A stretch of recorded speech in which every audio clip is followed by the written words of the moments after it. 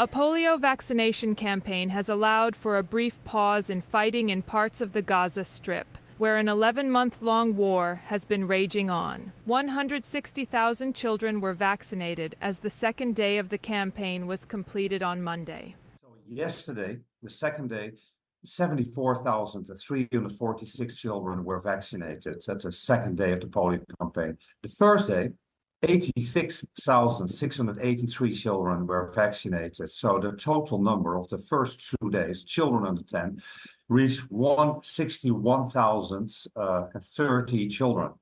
That actually surpassed the target we'd set. 1.2 million doses of the vaccine have been delivered to the Strip already, with 400,000 more expected soon.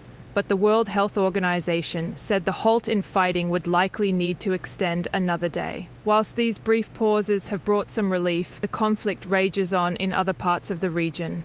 According to reports, Hamas has managed to regain some of its capabilities in northern Gaza, with the enlistment of around 3,000 new recruits, providing them with weapons, ammunition, and payment. This area has not seen much fighting since July, as the Israel Defense Forces concentrated on the central Gaza Strip. As the IDF re-enters the north, troops have discovered underground tunnels containing weapons, electrical infrastructure, and a transportation rail. The more than 1 kilometer-long tunnel in the Beit Lahia area was destroyed by members of the IDF's engineering unit of the Gaza Division, the Northern Gaza Brigade, and the Yahalom unit. The terror group has used its extensive tunnel system to store weapons, imprison hostages, and move around the strip undetected by the IDF. And the tunnels in the south along the Egyptian border are used as conduits for Hamas, allowing it to smuggle weapons and ammunition into Gaza, creating a lifeline. As a result, Israel insists on maintaining its presence above ground along the border, a major sticking point in ceasefire negotiations. Meanwhile, the Israel Air Forces launched airstrikes in Gaza City, first eliminating 2 Hamas members responsible for the October 7th massacre in southern Israel, and another on a command center, used by Hamas operatives to direct terrorist attacks against IDF troops.